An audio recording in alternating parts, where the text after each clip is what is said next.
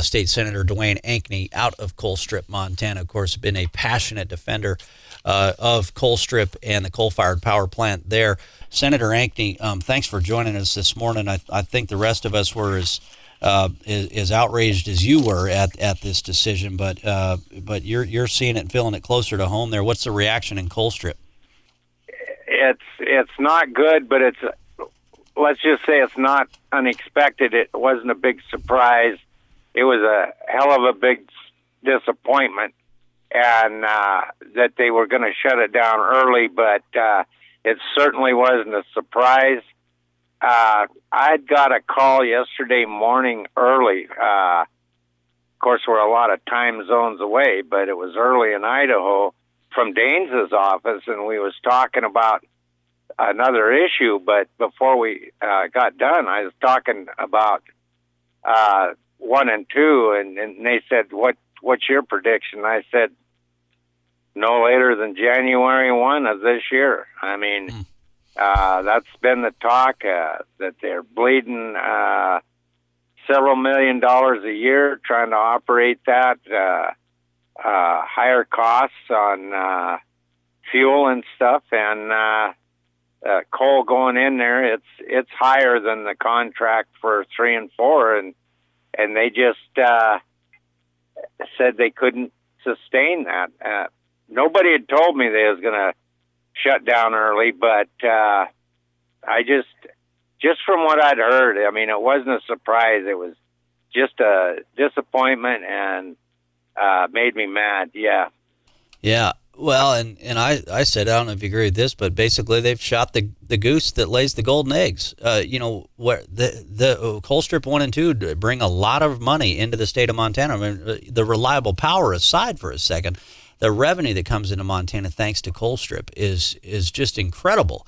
And so, okay, where are you going to get this money from now? There is no place except raise taxes or cut programs, and they're not going to raise taxes. I mean, You're not going in the makeup of the legislature right now. You're not going to raise taxes. I mean, property taxes or income taxes. I don't see that revenue raising. I see programs that we have funded just as a matter of, they're not going to be funded.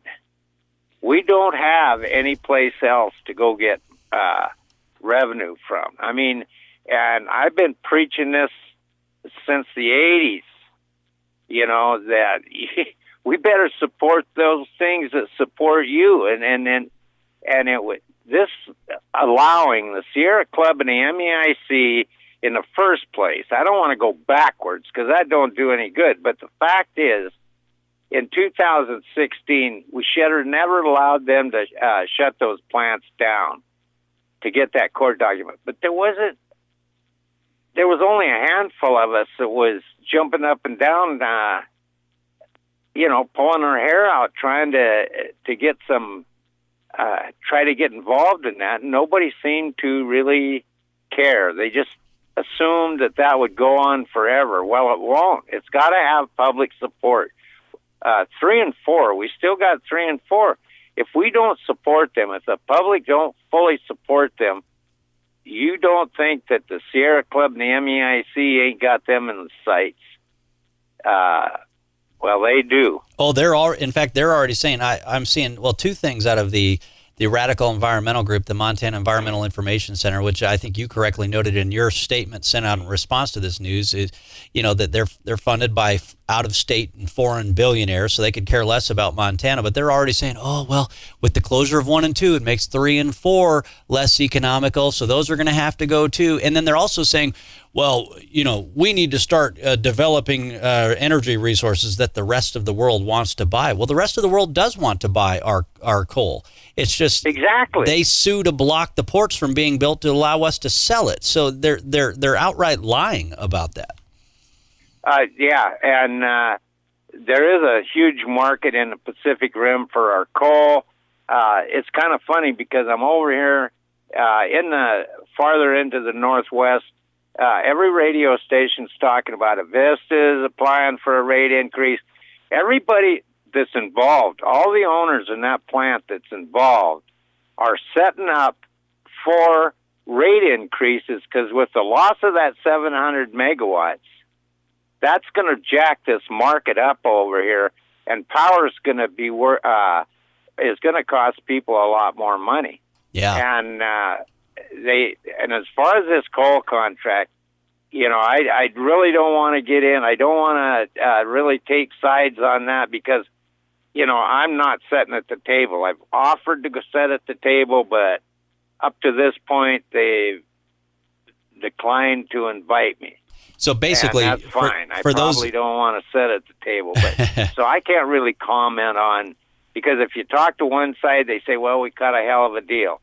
You talk to the other side, they say, "Ben, they want to raise the price." So, I'm pretty neutral, or not neutral. I'm never neutral, but I don't have enough facts on where them contract negotiations are to really comment on them with any, clarity or accuracy. And to fill in, folks, what those what you're referring to there is Westmoreland owns the coal mine, which provides the coal for the Talon-owned Colstrip 1 and 2 power plant, and there's been a back and forth about the price of that coal, and that's apparently what at least Talon is saying. Well, they're closing down early because of the price of that coal that Westmoreland, and so. But here's the deal: if Westmoreland isn't providing the coal to Colstrip 1 and 2, they can't really ship that coal out. It's a little more of a stranded asset than other coal mines in Montana, right? Which can get their coal to the foreign markets a little bit easier, right? Right. If Westmoreland say they did not supply coal to the plants, they can export coal for, oh Christ, from the early 70s early 70s until, Aaron, I want to say around 2000. We shipped into the upper Midwest. We did Minnesota Power and Light and several upper Midwestern utilities. So that's a possibility, but those markets are not there like they were in the 70s and 80s. Yeah. And so at this point, do you go think back to the power plants? I mean, they're in a hoo-ha right now over whether they have the right to get coal from another, coal company, supplier, whether it be another Montana coal company or whether it be a Wyoming coal company, which would be a travesty to have coal exported when 5 miles away there's a coal mine. I mean, Come on. Yeah, exactly. You guys get your big boy pants on and sit down and hammer this damn deal out, Yeah. So at this point, do you still feel there is something that can be done to save Colstrip 1 and 2, or do all the efforts need to be focused on saving 3 and 4? I really don't. I mean, I've worked with some people that briefly was working with a group of lawyers out of Washington, D.C., when they contacted me, we can get that vacated, and they got into it, and they go, this is pretty much locked up. This is going to happen.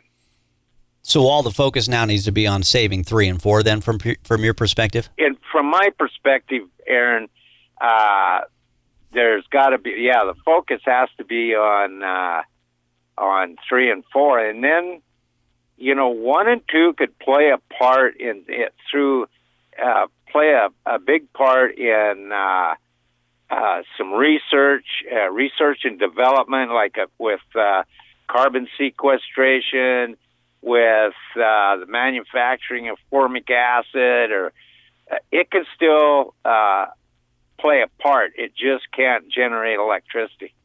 But that's interesting. But because we've heard ideas, you could keep 1 and 2 in operation through research. Maybe Montana Tech somehow becomes a part, or maybe there's a federal project regarding carbon capture sequestration and all of that, and you could leverage that facility and that institution from a research and an R&D standpoint, while also, right?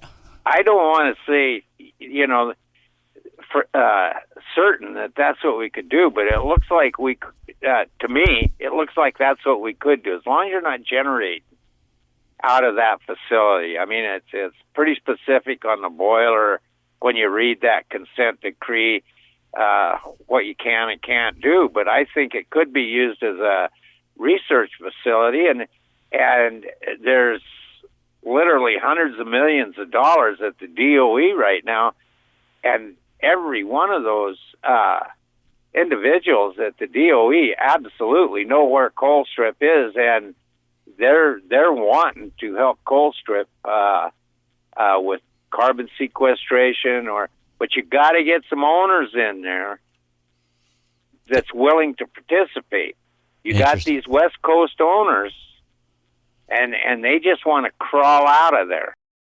Senator Ankney, again, thanks for taking some time with us. What's your message? You know, I know we got folks in Colstrip listening right now, but also folks across the state who know how important that coal mine and that power plant is to our state economically. Well, what's your message to them and what they should be saying to other policymakers? I think the message, Aaron, is, you know, like last time I ran that 278 bill to get more of an ownership with Northwestern and Unit 4 that would have placed that in Montana's hands. Come on, read the damn bill. That wasn't going to raise your rates. It was going to lower them. And don't believe what these radical environmental groups, the trash they put out there. I mean, they're not there to help you out, believe me. I always ask people a question. Have you ever seen a Little League uniform with the Sierra Club sponsor on it or the MEIC logo on it? Hell no. They're not there to help your community out. They're there to destroy Montana economy. Yeah, they don't even want us here. They want this to be the playground of the rich. They want this to be the American Serengeti. You know. Nope. Yeah. Nope. And the other thing, the last thing I'll say is to those people in Colstrip, is they're first and foremost on my mind. Yeah. So, yeah. Well, you were a former coal miner yourself, so you've not only lived there and all that. I mean, you've worked it. Yeah. So, I'm just like the rest of them. I got a house in Colstrip that you can't sell. So yeah, I'm in it up to my neck with you. Yeah. I'll do what I can to help us out, and I know in D.C. they're there. All we got to do is. We're so close to getting something done through this administration. That could help us.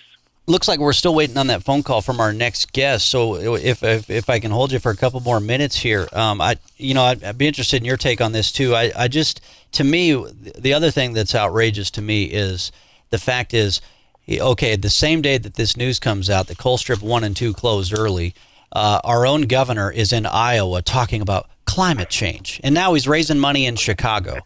It's like, could you not be more tone deaf? I mean, talk about the message that sends to the labor union members out there. That I just can't believe that. Well, and that's you talk about labor unions with the present administration, the Trump administration. It's a love-hate relationship. They love the fact that we're getting a lot of jobs created and stuff like that, and then other policies they oppose. But I mean, it would help to have. And the governor's office contacted me yesterday morning, not the governor, but the office, and it seems like they're getting pretty concerned about 3 and 4. Yeah, and well, maybe he'll mention it while he's fundraising back in Chicago today, but I highly doubt it. He'll probably be on the climate change stick instead. Duane Ankney, Senator Duane Ankney, always a pleasure.